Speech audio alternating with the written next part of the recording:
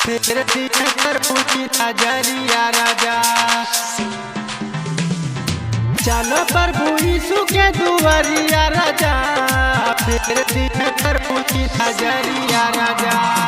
DJ Harichandra Harsiddhi.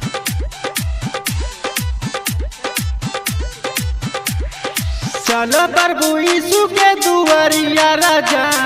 फिर दी है प्रभु जी नजरिया राजा। चलो प्रभु यीशु के दुआरिया राजा। फिर दी है प्रभु जी नजरिया राजा।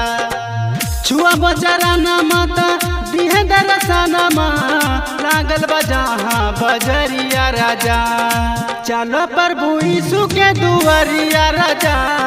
फिर दी है प्रभु जी नजरिया राजा। चलो प्रभु यीशु के दुआरिया राजा। फिर दी है प्रभु जी नजरिया राजा। चलो प्रभु यीशु के दुआरिया राजा। फिर दी है प्रभु जी नजरिया राजा।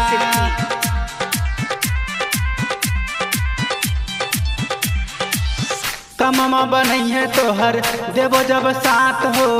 प्रभु यीशु रखिए तोहरे माथवा पे हाथ हो। प्रभु यीशु रखिए तोहरे माथवा पे हाथ हो।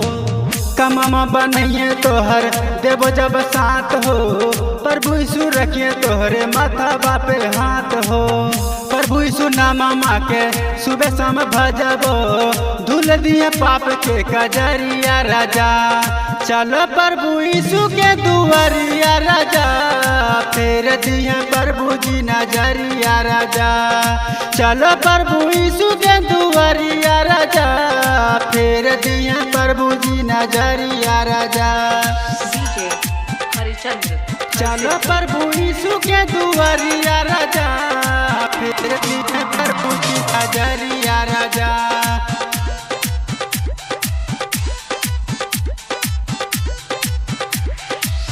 चिंता फिकीर सब छोड़ के आब। मिलला मौका राजा भगिया जगाब। मिलला मौका राजा भगिया जगाब।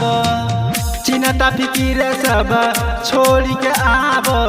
मिलला मौका राजा भगिया जगाब। पंकज विलासा निकले गीतिया राजा। फिर दी है प्रभु जी नजरिया राजा। चलो प्रभु यीशु के दुआरिया राजा।